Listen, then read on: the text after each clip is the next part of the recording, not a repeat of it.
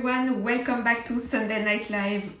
Today my guest is Frédéric Malle. Frédéric had the idea of creating a fragrance publishing house where he invites top perfumers to create scents. And I'm delighted to have Frédéric as a guest today. Hello everyone. Thank you Christina for coming back. Salut Benjamin, Paulina. So I hope Frédéric is here.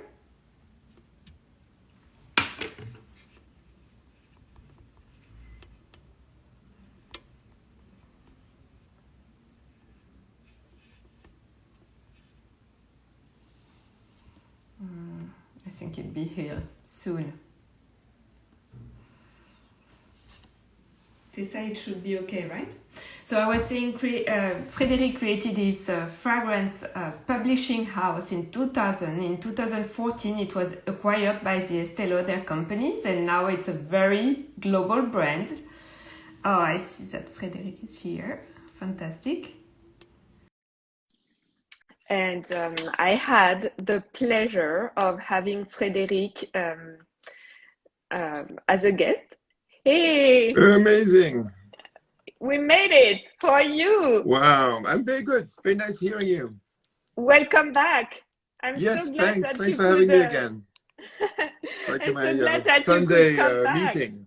Exactly. Well, last time it was, I think it was the longest Sunday Night Live episode with you. I think our conversation last time was an hour and a half, maybe. Yeah, it's me being a big mouth. So I'll try to keep it under 2 hours this time. I promise. Okay, that's good. But yes, I'm thrilled to have you. So No, it's how great. are you? Good to see You're you in again. New York? No, I'm in Long Island. I live between Long Island and New York. Oh, And nice. Paris a little bit. How is it in Long Sometimes. Island? Is it springtime finally?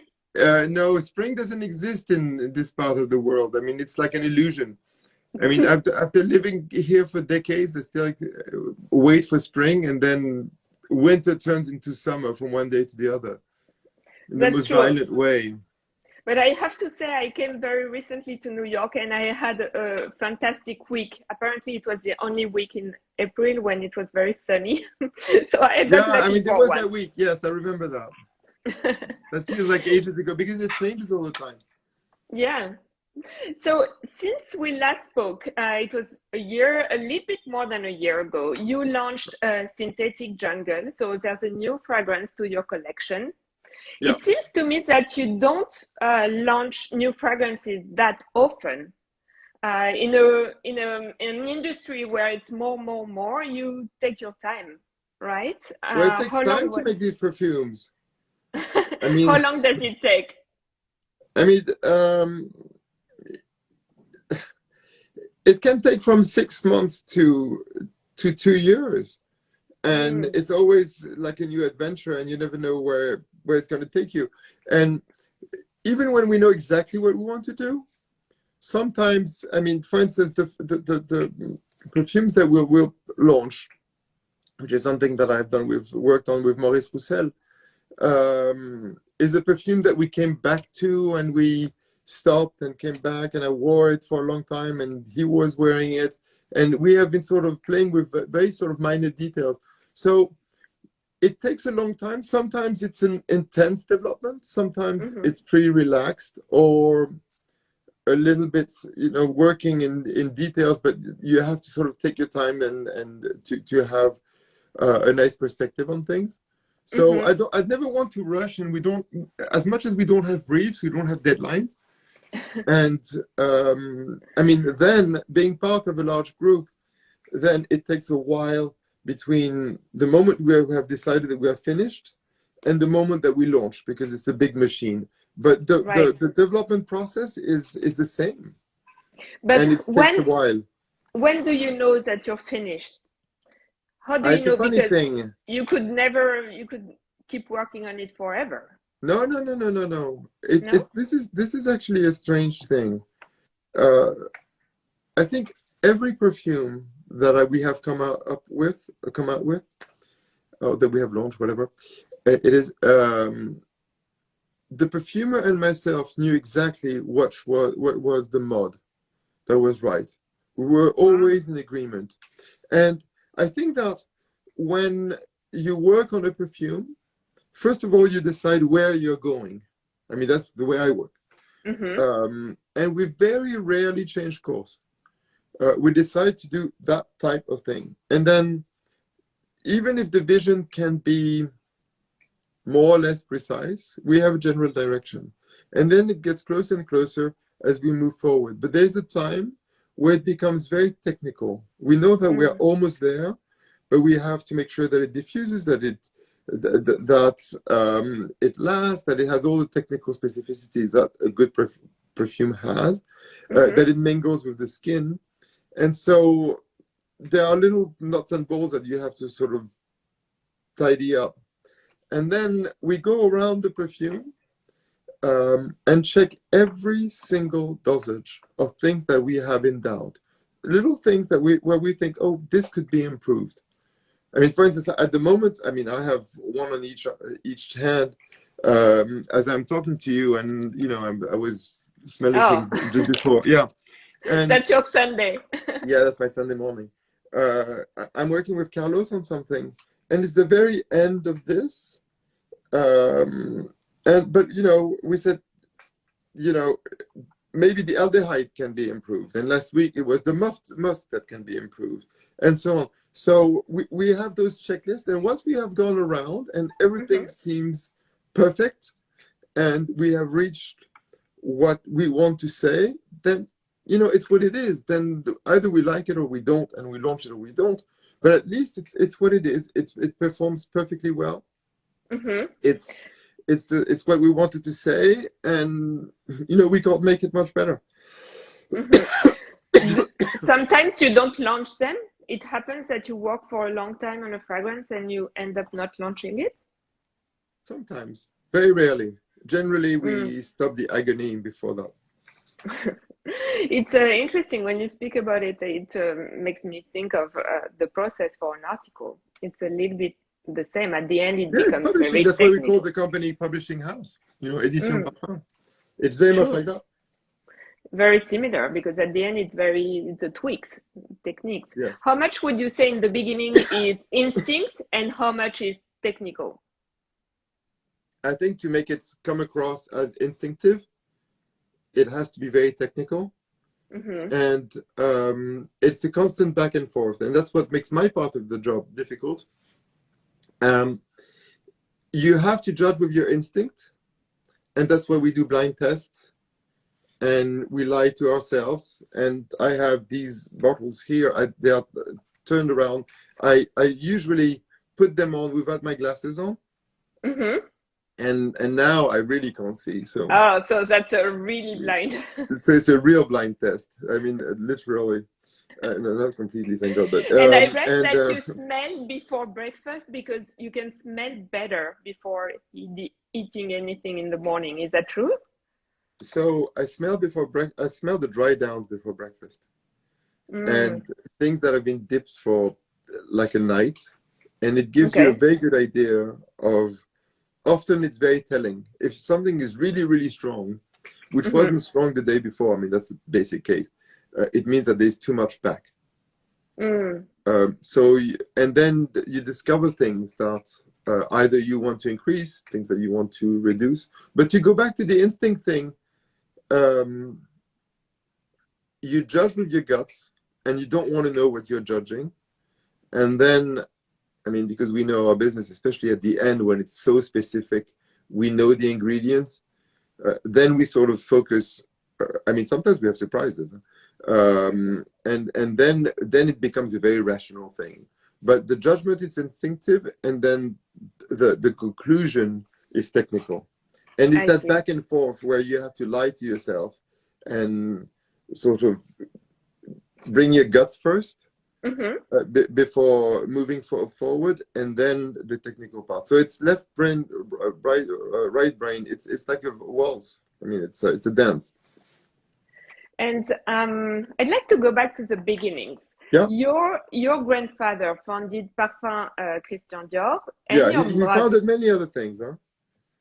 What else?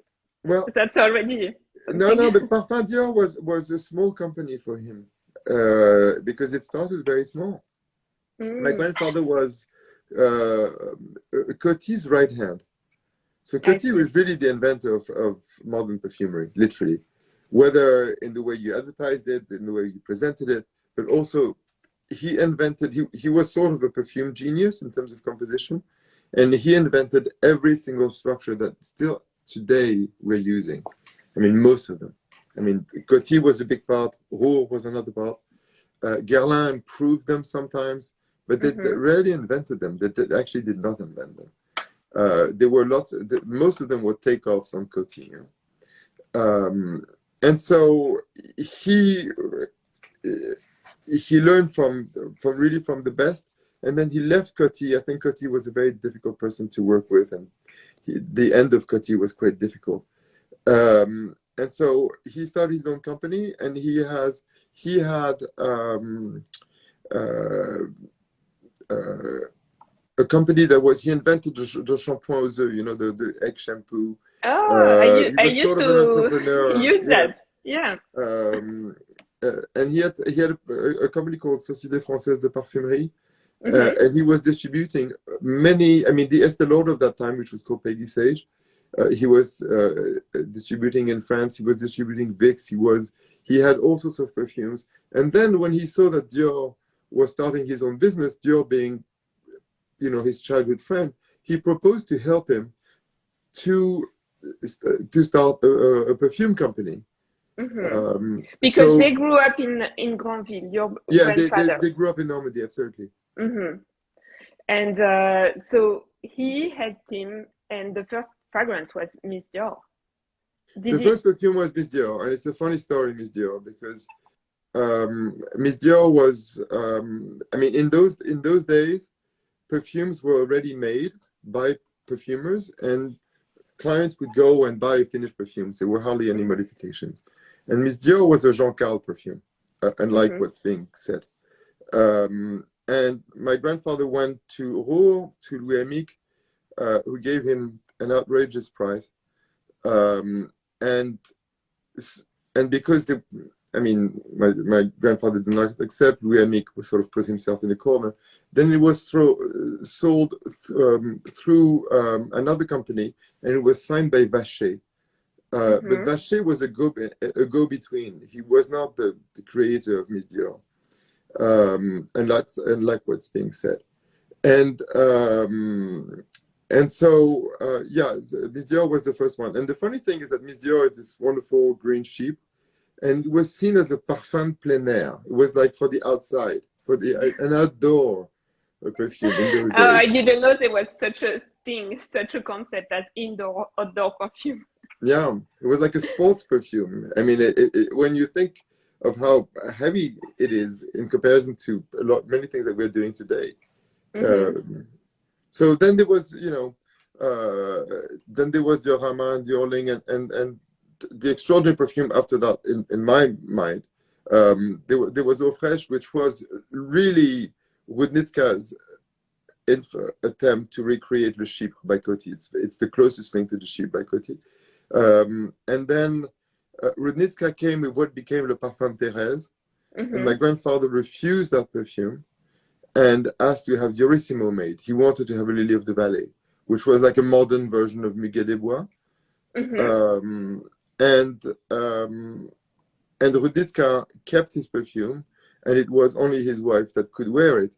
And many, many years later, I mean, literally almost half a century later, I knew about this perfume, and I asked Mrs. Rudnitska to be allowed to wear it, to sell it, as it was created in '56. Wow, I didn't know that story. Yeah, that's the A- parfum price. And then your mother worked also for Parfum Christian Dior, and she helped with the launch of Eau Sauvage.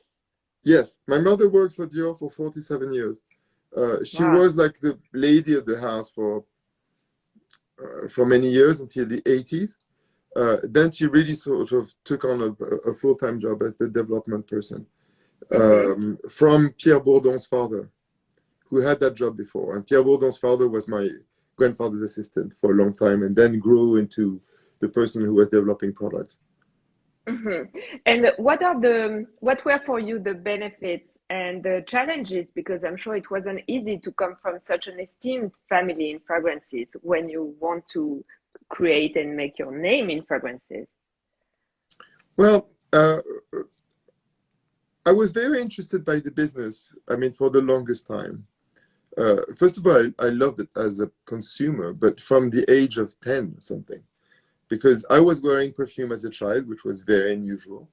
And it still is. What were you wearing? So there was a version of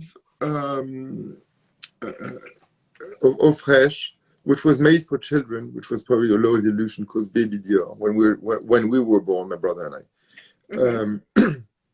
The Eau Sauvage came out, and I sort of fell in love with Eau Sauvage. And I remember, I have sort of those images of smelling this and wearing it. We must have been, I don't know, 7, 8, something like this. And yeah, 7. And then playing sports, which I used to do a lot of. I remember sort of sweating and wearing Eau Sauvage, and I understood the sort of, I mean, I didn't have that word, obviously, but I was already addicted to perfume then. And then at a later stage, when I started going out, probably too early, it was, I don't know, 14, 15, I had discovered a perfume that my mother had received as a sample, which was called Holston Z14, and it was probably the only boy wearing Holston Z14. Like the designer. Yeah, yeah, I'm sure. It was a fabulous perfume. It was the first overdose of Iso Super. It was an extraordinary perfume, and I felt like $1 million wearing this. And so, I mean, as you can see, from a very young age, I was completely involved in this, but I never really allowed myself to do it. First of all, because I was not invited. I'd never had a training program at Dior or anything like that. My mother sort of kept me all the talking about it, sharing it with us when we were very young. When it was time to work, it was not a possibility that was offered to me. Really? Do you know why she wanted to? Probably because I was a horrible student, and she didn't believe that I would be, very good to work in a large company. In that sense, she might be right. But anyway, I was minding my own business in advertising, and I was proposed to work for a man called Jean Amic, who is sort of a legend in this business, and who taught me my business as his assistant. And this is where I really sort of dived into this industry. I remember the first evening, the first time I visited a hall for my interviews, visiting this floor where all the perfumers were. And I had this sort of feeling of belonging. It was very odd. I remember that very well. I have this very precise image in my head. Oh, wow. And I've never left. So then doing my own company, I mean, it was only natural. The business was not going anywhere interesting. And I think that instead of complaining all the time, it's more interesting to do things. And if you're not happy, you might as well change things. Which we did. You were 36 when you decided to launch something like that. Parfums, Editions de Parfums. And were you confident that you would succeed when you launched, or were you scared? Do you remember? You know, to go back to sports, I've been doing a lot of skiing in my life. And you never look down. I mean, you look down when you ski, but you don't, you don't look at the scary part. You just do it. Right. And I never had a doubt. I knew that it was a dangerous business. I knew that I was investing most, if not all, the money that I had inherited in this, although I had already 3 children, and 4 fun on the way, and it was maybe completely mad, but I was absolutely convinced that it would work in a way. And your wife was on board, or did you have to convince her very hard? No, my wife has always been on board. My wife is amazing in this way. Is that she really, she always believed in me. And she was always very, very supportive. And my wife is this incredible. I mean, she's one person who doesn't look at the valley, yeah? And I mean, she sort of looks up the mountain and climbs. And she's a doer, Marie, and so yeah, there was not a doubt in her head. And you said that when you create a fragrance, you think of someone. Either it can be you, and you try on someone, and often you try on your wife. Yeah, I mean, I'm working on several things at the same time at the moment, and today she was trying something else than that. So yes, so that's two different things. So when I work on a perfume, I often imagine a character that perfume would suit well. And so is it a living person or someone or a character from a novel? It can be anything. It can be people from my childhood. It can be friends. It can be people, you know, stars that I don't know. That's less frequent. But I mean, for instance, my mother's best friend, who was given Miss Dior to my grandfather by my grandfather, is still wearing it today, and she's, I don't know, 88 or something, or 86 or something, and she still smells of Miss Dior, which was given to her when she was 18. Wow! So that's loyalty. That's loyalty, no kidding. And but it smells very, very nice on her, and it's this sort of silhouette, which I always liked. And hardly anyone wears it as well as she does.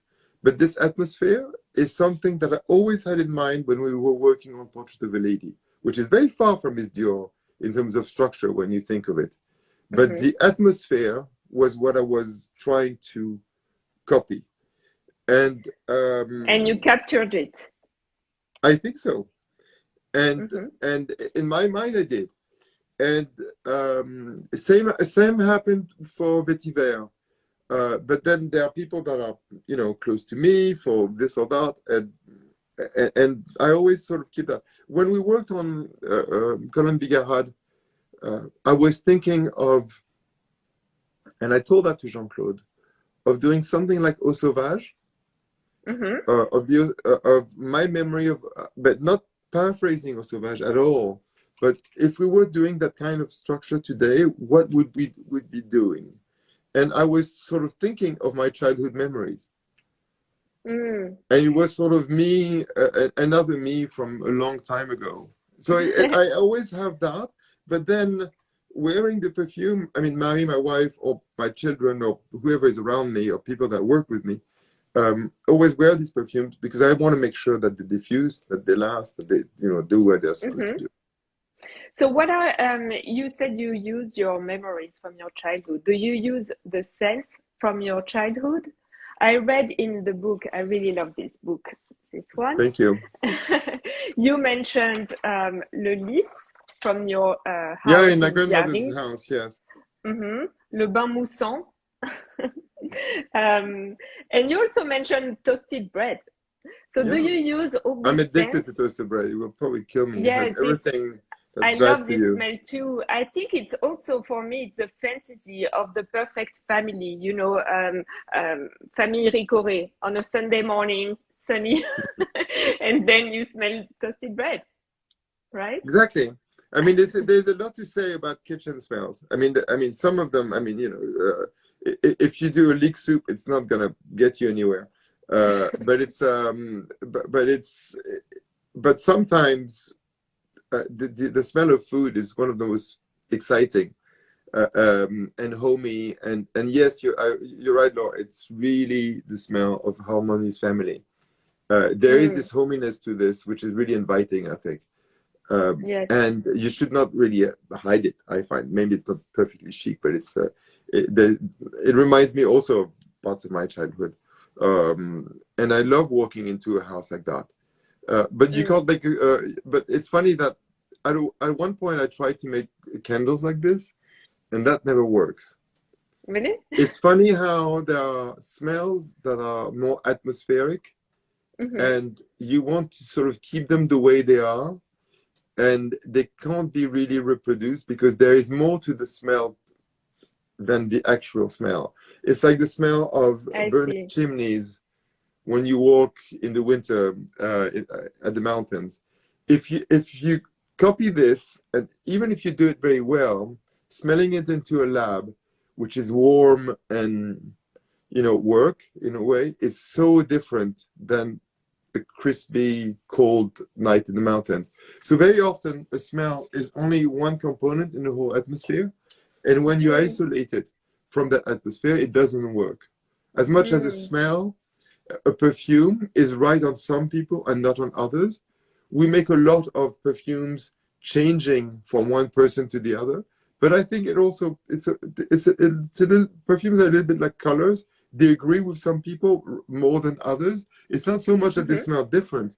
It just doesn't suit them, or it suits them immensely.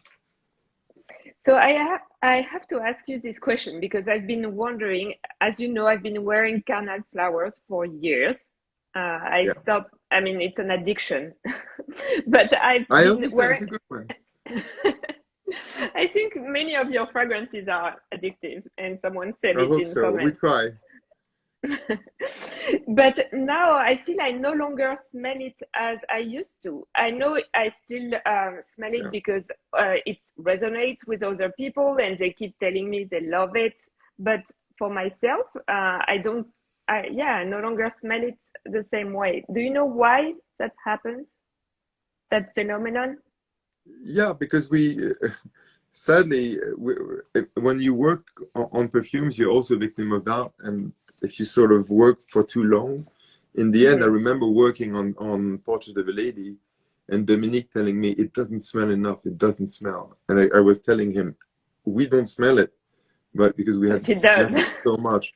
But others are turning their head, so it must be smelling. Right. And it's not I strong smell enough it very well. Yes. I have it too, and that one, yeah. So it happens to all of us.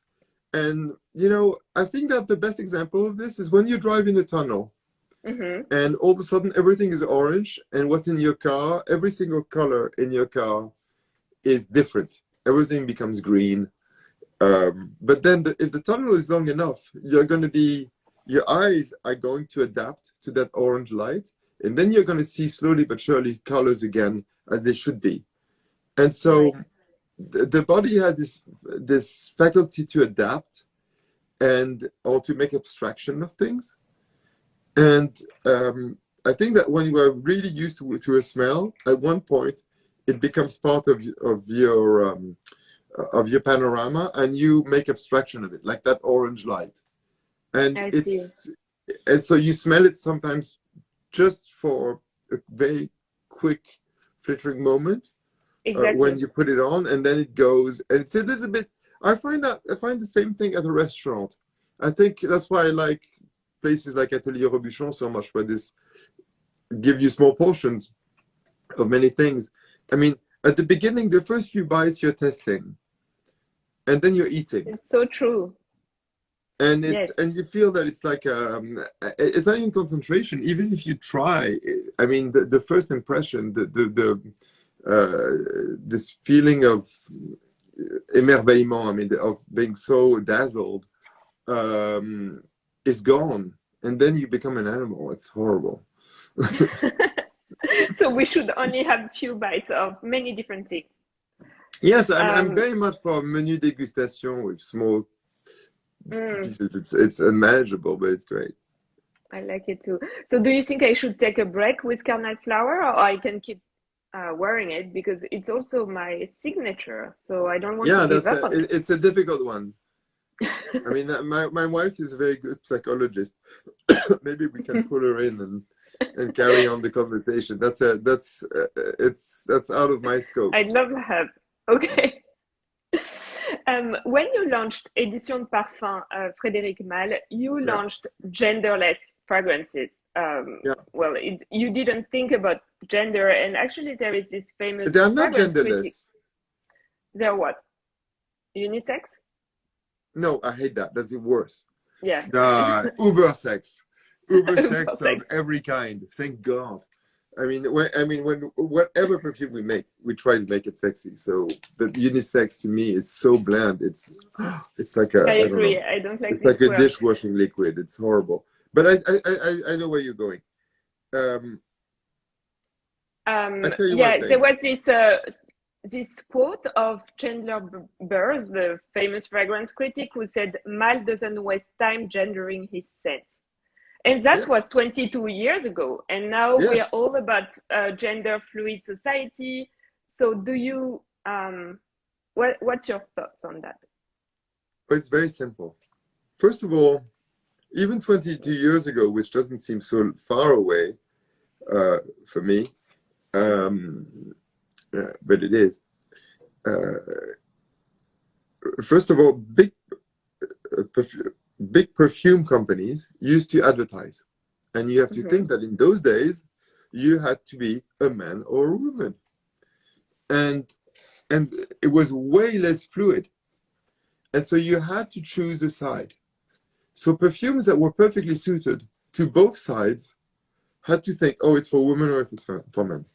Mm-hmm. Now, uh, it's not to be like a Saint Nitouche and a goody two shoe, but I've always been more than open about this.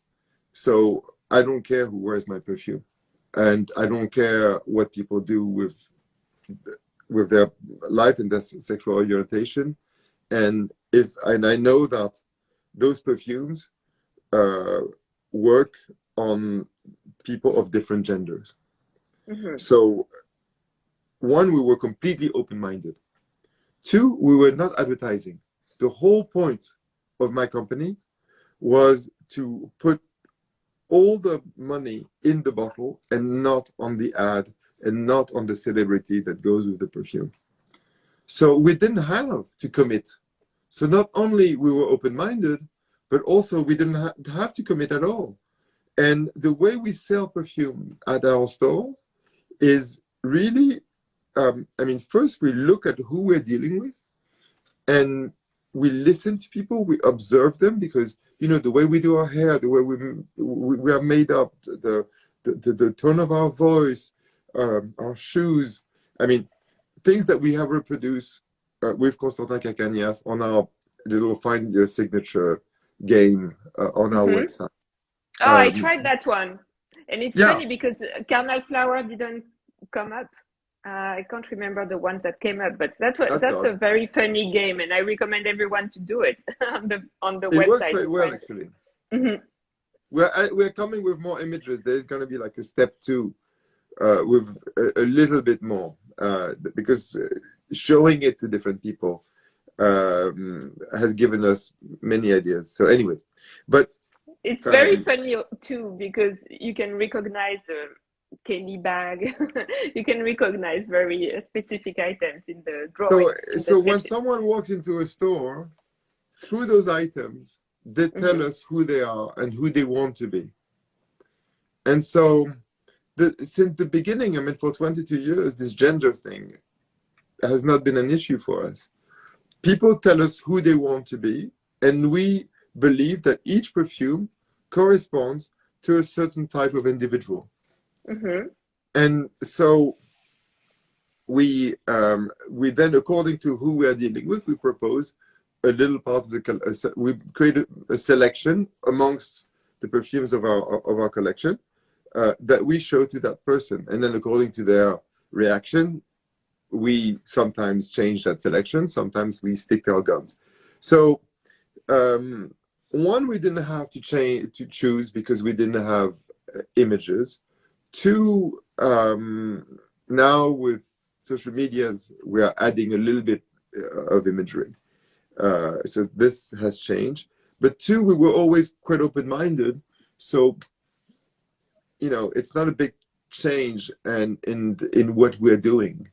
Right. And I don't want to say that we were ahead of the curve and all that. It's just that we were ahead of the curve when it came to making perfumes that were very artistic, Mm-hmm. to letting perfumers do their things, and therefore coming with a very eclectic collection and with a very personalized way of selling perfume that gave freedom to people that walked into our store, but also to us, because at the sort of creative end of the spectrum, having such a personalized way of selling gives us freedom. You said also in the book, it's exactly what you say. When people come into the store, it's also to express their personality. Un parfum raconte qui l'on est. Une personne qui entre dans la boutique à la recherche d'une nouvelle odeur a souvent envie de se réinventer. Les gens choisissent un parfum qui correspond à leur nature profonde. Il faut les aider à se connecter à leur intériorité. So in English, Wow. it's beautiful, right? It's you. Yeah. It's what we do in life. I mean, you listen to people. I mean, I mean, selling perfume is a very, if you do it properly, it's a very empathetic business, and you have to, and it's fun. It's way more fun than always selling the same thing like they do in some department stores. I mean, each person becomes a little adventure, and we listen to them, we ask questions, we step into their lives, and then we create like an olfactive decor or an olfactive garment for them. I mean, we don't create, we sort of choose one. Like someone selling couture. You were very innovative on that front too, in terms of communications, in terms of putting words on fragrances that are not pedantic, that are more story. Oh, thank you. No, that's true. I so agree with you. I mean, I always thought that, I mean, to me, you know, there was this Woody Allen film about the theater people that were also pedantic and sort of talking their little inner circles language. And apart from perfumers who really know what they're talking about, I mean, 99.9% of people using this perfume language don't know what they are talking about. And for the simple reason that when you talk about ingredients, an ingredient is like a word. And according to where you put it in the sentence, or the amount of times that you repeat it in your text, or where you put it, it's going to have a completely different weight. And according to what you put it next to, it's going to be a different thing. So basically, words are very, those technical words are very difficult to describe a perfume. So I don't say that it's unimportant to give them, and it's always an indication, but it rarely gives you a good indication of what you're going to smell. So using a more simple language and people's language, I think, in fact, might seem less professional, but in fact, it's way more precise. Oh, Vincent is here. Vincent Dari is saying hi. Ah, that's so Vincent, nice. hi. We have so many friends here. So Vincent came. I was so happy to see him in New York. He came to New York a few weeks ago. Oh, great. I was wondering, are there trends in fragrances? Because I know that in the 70s, it was all about hippies and patchouli, and in the 90s, more clean fragrances with CK1. And do you see trends now? Are there such things as trends? What I find funny with this patchouli business is that patchouli to me is, although it comes from Indonesia, it's a very exotic smell, it really is one of the most basic or sort of central ingredient to French perfumery. And there wouldn't be any Guerlain without patchouli or Coty without patchouli, certainly not Miss Dior, as that we were mentioning earlier. And these perfumes sort of twisted, these perfumes that have always been like love potions, they were seen as orientals. And then you go from oriental to hippies, you don't have to go very, very far. But people did not sort of understand the direct connection between the two. And they thought like, oh, I'm not a hippie, but they would wear Guerlain. But in fact, it's more or less the same thing, with a very small difference. I mean, there was Muscos and stuff like that in those days, but and so we're going back to that. We're going back to sort of, we're in a quite neoclassical period. We're going back to those patchoulis. Now, we are revisiting naturals. So the ingredients that perfumers can use are more and more precise. And in this very numerical age that we are living, we can create much sort of pared down and trim version of these, but it's the past sort of reinvented again. I suppose that classical perfumery was reinvented by hippies in a very sort of fudgy, over-the-top way. Now we are sort of trimming it down. So, but it's still more or less the same thing. It's just a different version. I think today we have many, many, many trends, as we have many trends for many things, whether it's politics, whether it's art. I mean, many things, fashion. It's true. Everything is cohabitating, but it's the lens that we see it through, which has changed. I think today everything is sort of digital and everything is sort of one-sided. So you have this kaleidoscope of perfumes that are done in a slightly more precise way than it used to be. That they used to be. I see. We've had many questions. One of them: any new release for this year? Yes, there's something coming, and it's actually speaking about gender or genderless. I find it a very, very masculine perfume. That's the way I see it, but we'll see who buys it. Well, Portrait of a Lady, you said that. BS, yeah, but it's really inventive and exciting. It's something that we don't have in our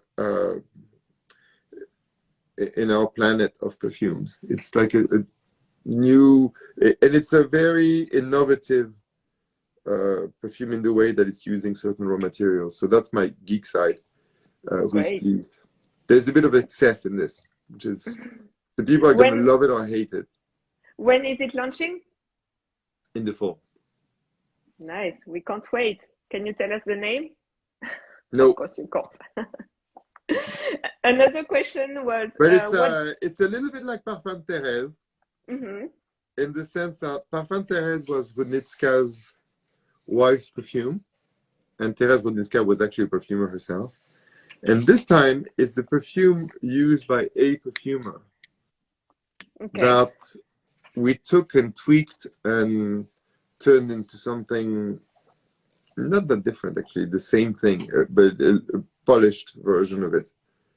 That sounds intriguing. So you could call it the Parfum Maurice, but it's not going to be called like that. Okay. Another question was, what's next in perfumery? And actually, I had a question as well on NFTs and the metaverse. And I'm sure, I mean, it's a hot topic now. I'm sure in fragrances, it's hard to embrace this Web3 thing because obviously you can't smell in the metaverse. So are you interested in the applications? Are you looking at this?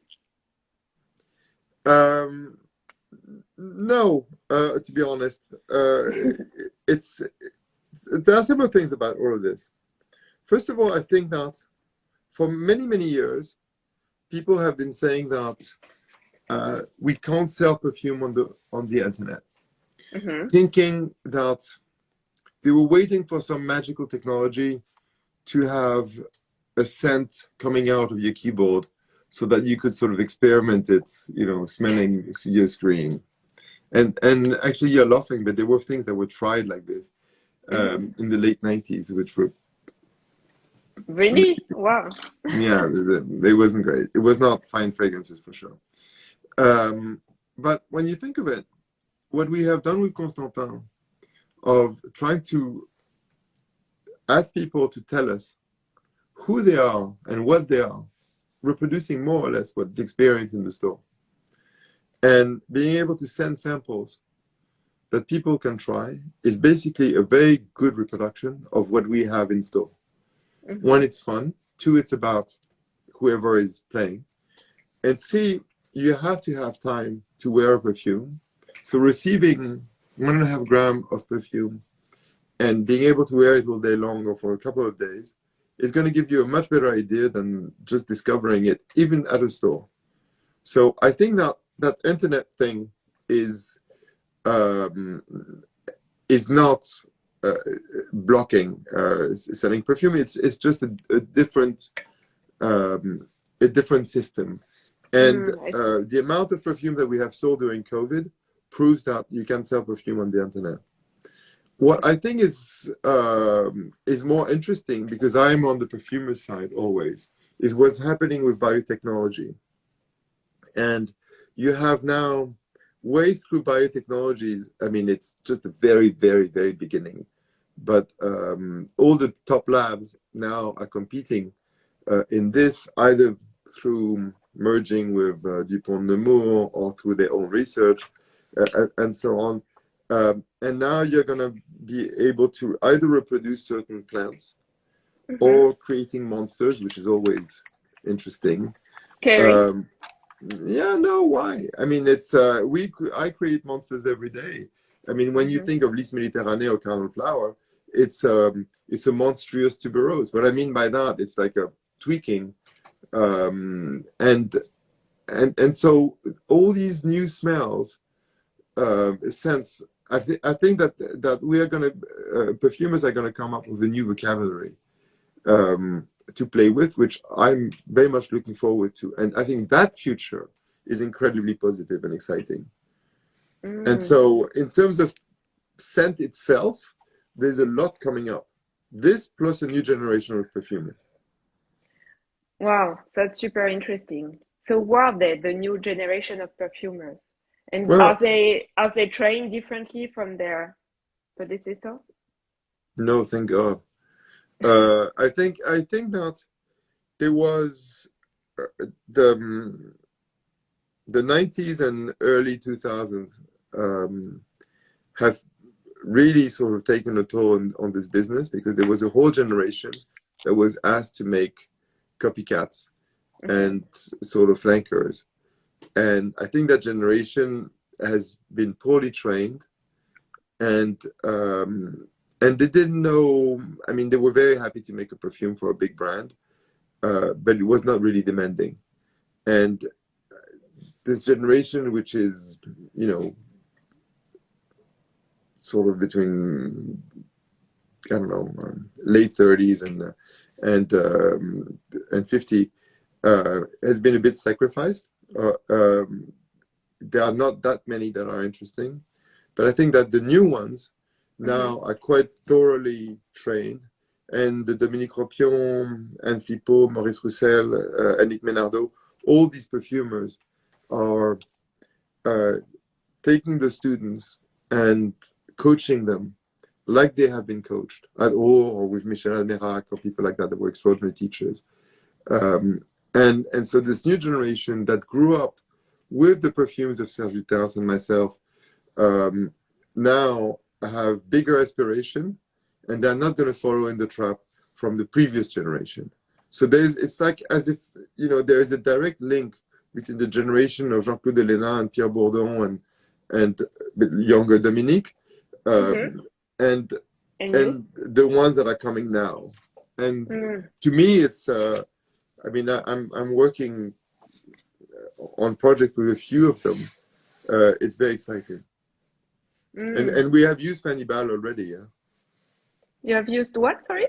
A girl called Fanny Ball already, who was Dominique's student. Oh, wow. Yeah. So it's like apprentissage. There's a very... There are apprentissage that the apprentis that are virtuosos. Huh? That's great. So it's a virtuous cycle. So we should. Yeah, I think we're coming up with a generation of very good players. The question is, it's a little bit like piano players. You have those amazing virtuosos, but it takes a while to decipher whether they are great artists or not. But at least they play, and they play amazing. And it's in such a technical business. It's you have to be good technically. I see. That's very exciting. Yeah. No, that's good. There was also a question on what do you wear for big occasions, for wedding, for it was a question a little bit earlier. What do you wear for big occasions? It's funny. It's funny that you said wedding because my son is getting married, and he stole Ah, vetiver from me a long time ago, which is still what I'm one of my go-to mhm. perfumes. I love what Dominique has made, but I can't wear the same perfume as the groom, so that's what It I'm would not be gonna like wear. wearing the same suit. So I didn't think of that. Now that you told me You wedding, have to and think of it. that's funny. Um, Well, congratulations to your son. Thank you. I'll tell him. It's funny wedding. I was at a wedding, at my young sister's wedding, and we were working on cardinal flower. And I was wearing a gardenia on my lapel, and it's smelling this because I was bored at church.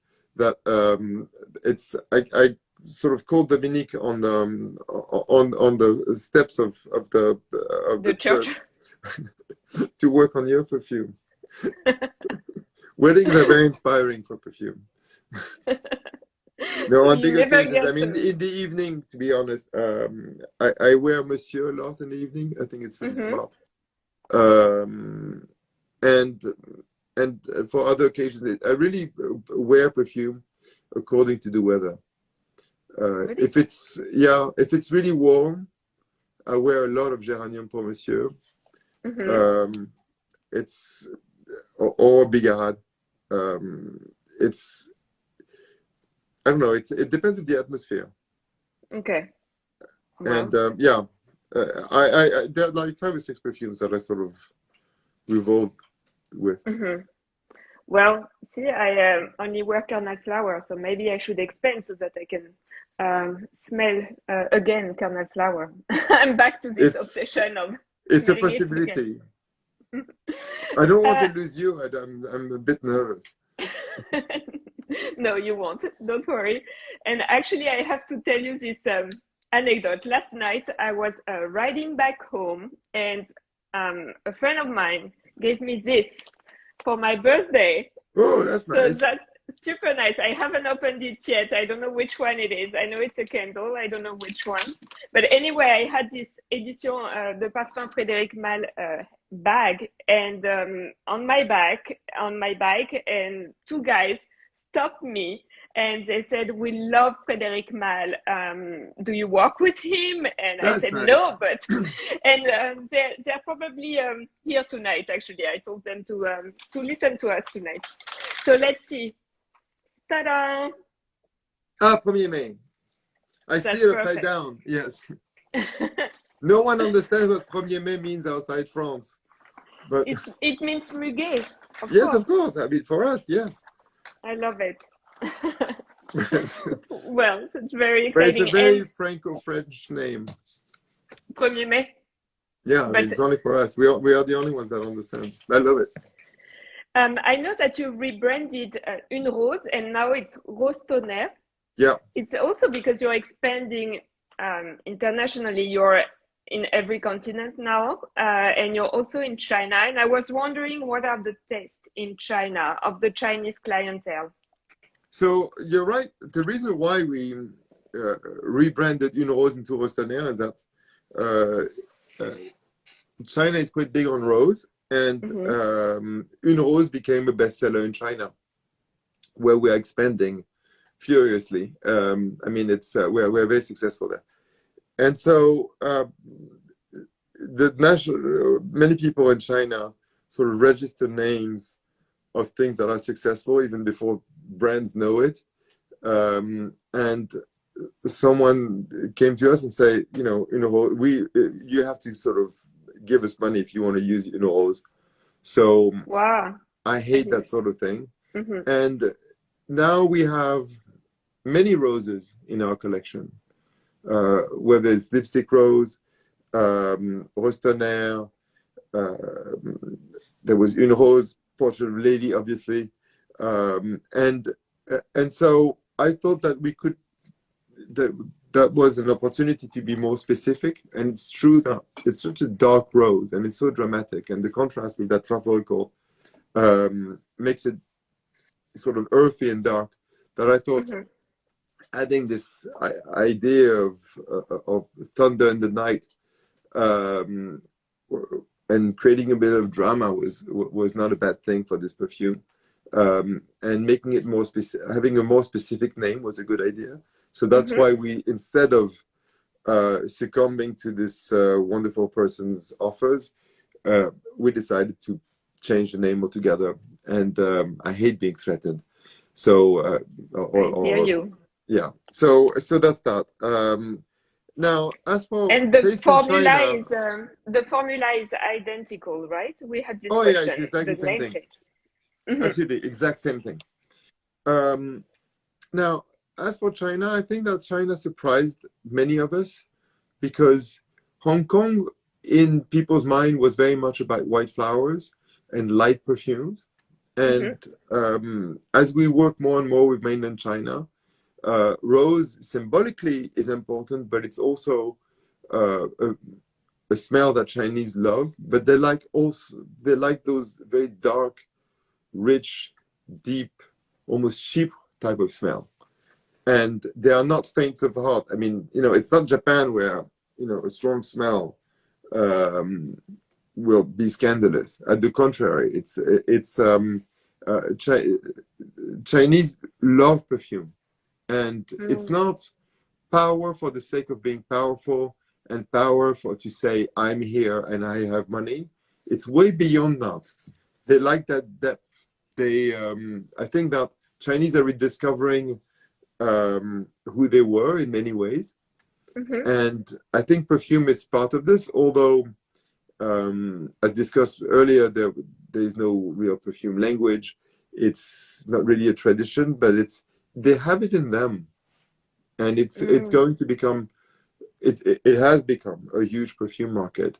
And the interesting thing is that what's called the artisanal business, for lack of better words, or niche or whatever, has taken over that market way faster than anywhere else. And those big mass brands are now regarded as what they are by Chinese. So they have gone really, really fast in the appreciation of our industry. That's very interesting. And it's very interesting to see the cultural differences with the fragrance taste. And we have a question. What are your best selling fragrances in the US and in Europe? Who cares? Honestly, I mean, we're not really. Honestly, we are not into bestsellers. I mean, we have perfumes that are sort of iconic, whether it's Musc Ravageur, Cardinal Flower that you're wearing, Portrait Lady, Vetiver Extraordinaire, French Lover. All of these, Iris Poudre, all of these are doing very well globally. We have a perfume that has become really an icon in the Middle East, which is something that we did for fun with Dominique for our own pleasure and taste, which is the Night, which is probably one of the richest oud in the industry, which I love, which I wear sometimes in the evening, which is great. And, we have all of these, but the American market and the European market are not all that different for us. For the fact that we have our own stores in most places, and we sell with that very personalized method that I described before. So we are really after individuals.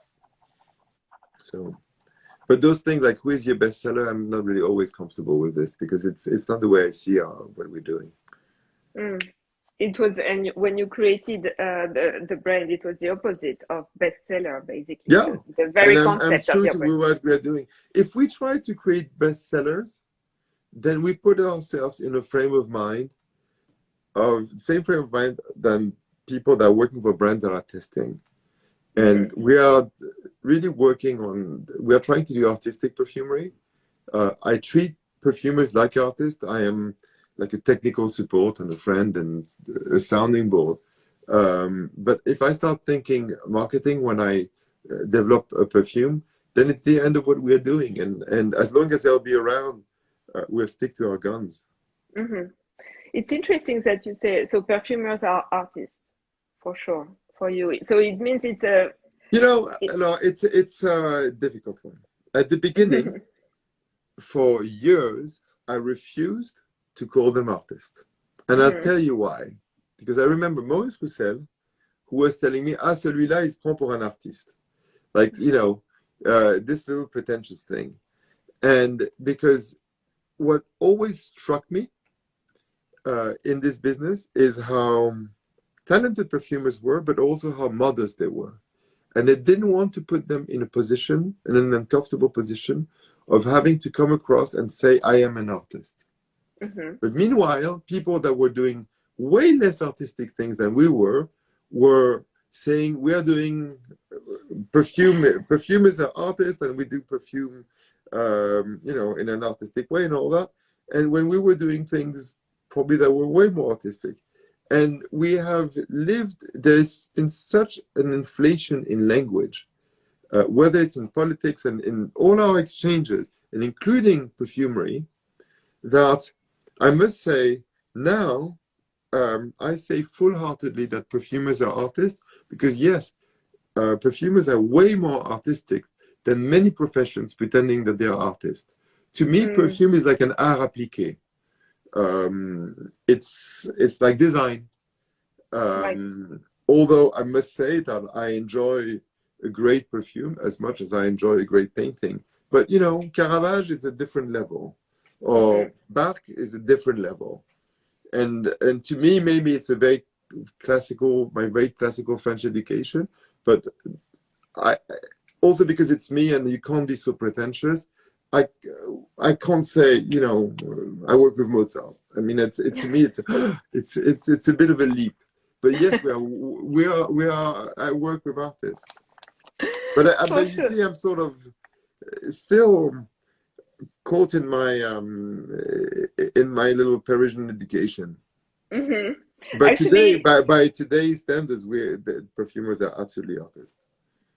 But like you, the French education. And actually, when I posted the teaser on Instagram to announce that we'll have this talk, I had a message from Jean-Jacques Picard. My yes. good luck, Tom. Jean-Jacques was very, very important to the creation of Editions de Parfums. Jean-Jacques supported me. In the very beginning, right? Before. Before. It's when Jean-Jacques, I mean, I met Jean-Jacques working with Christian Lacroix on a perfume, and we remained friends.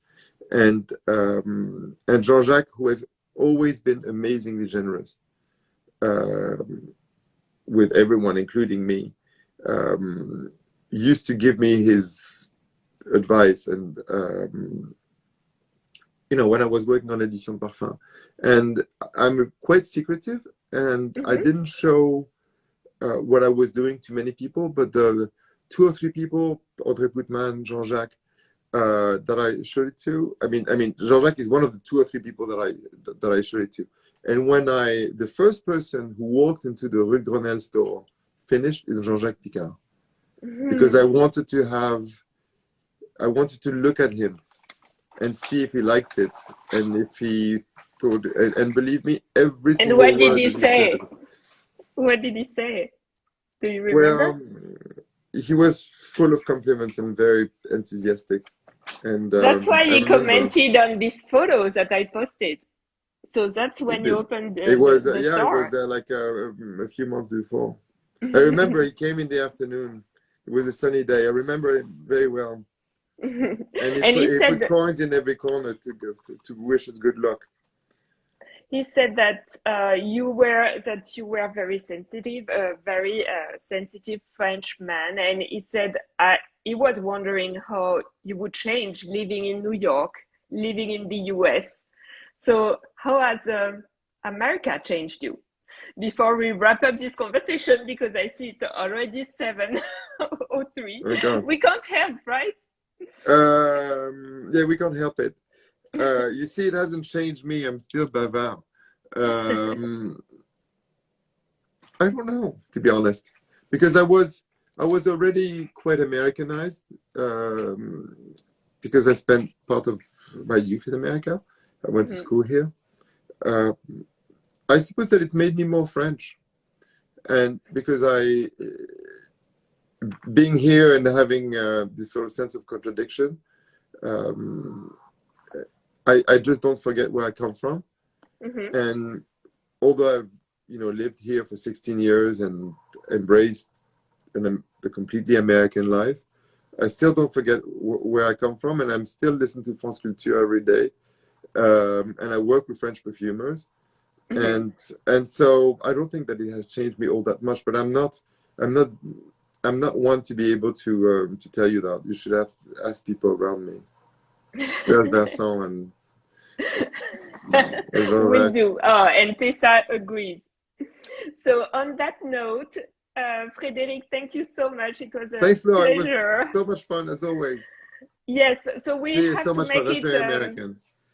It was amazing, tremendous. Amazing. No, Yeah, but no, that's no, true. I'm not going to go that far. But you have to come back. I mean, let's make it a yearly conversation, or Happy even to. that's No, so no, energizing. Thank you so much. no. Great to Um, see you. and have a lovely day in Long Island. And everyone, Yes, thank you it for is a big joining us storm here, tonight. so it's sort of it feels like Sweden today. Oh, really? Well, it's Yeah, summertime in Paris. exactly. Sorry. Well, lucky you.